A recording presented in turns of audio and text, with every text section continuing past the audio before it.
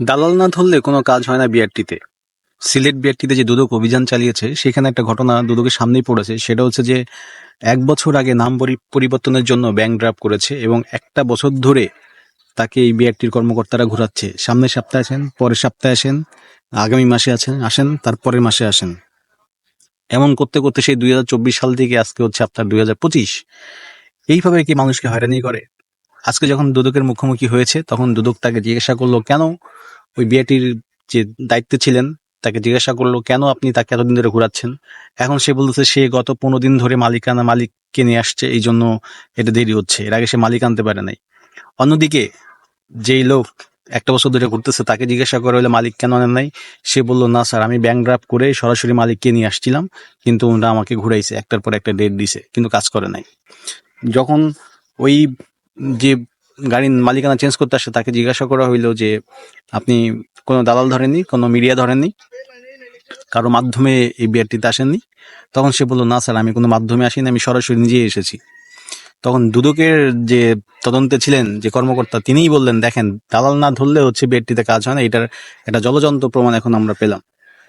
এখন যখন ওই বিআরটির কর্মকর্তাকে চাপ দেওয়া হইলো তখন সে নানান রকমের অজুহাত দেখানো শুরু করলো, বললো যে ওনার আগে আরো অনেক সিরিয়াল ছিল, সেই সিরিয়াল মেনটেন করেই তো তাকে আমরা দিব, তাই না?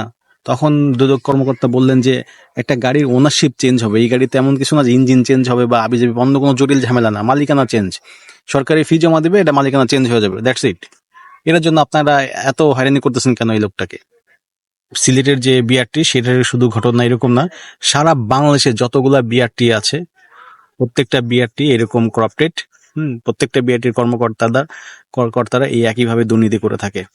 এবং দেখবেন এরা বাজারে যে সবচেয়ে বড় বড় মাছ কিনে এবং লাক্সারিয়াস জীবনযাপন করে। এরা সাধারণ মানুষের থেকে একটু ডিফারেন্ট। এরা হচ্ছে মানে দিন শেষে বাসা যখন ফিরে যায় ব্যাগ ভর্তি টাকা নিয়ে যায়, এই সাধারণ মানুষের টাকা।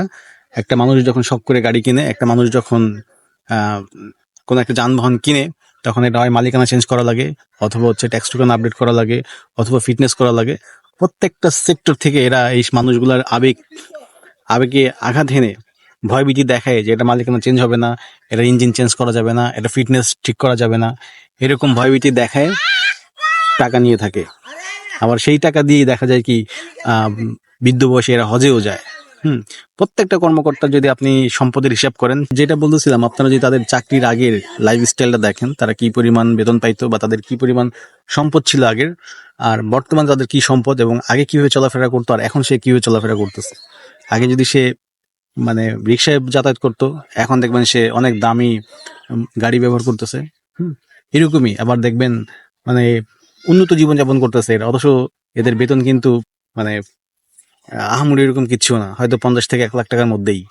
অথচ তারা জীবনযাপন করে এমন দেখলে মনে হবে প্রতি মাসে 30 থেকে 40 লক্ষ টাকা ইনকাম করে এরা। তো দুদককে অসংখ্য ধন্যবাদ। সারা বাংলাদেশের বিআরটিতে এইভাবে অভিযান চলতেছে। আশা করবো খুব দ্রুতই ভূমি অফিসগুলোতে সেই রকমের অভিযান চালানো হবে এবং প্রত্যেকটা যে সাব রেজিস্ট্রার বলেন, এসি লাইন বলেন, যারা এই দুর্নীতির সাথে জড়িত তাদেরকে ধরে মানে উচ্চ লেভেলের পানিশমেন্ট দিয়ে দিবেন। ধন্যবাদ সবাইকে।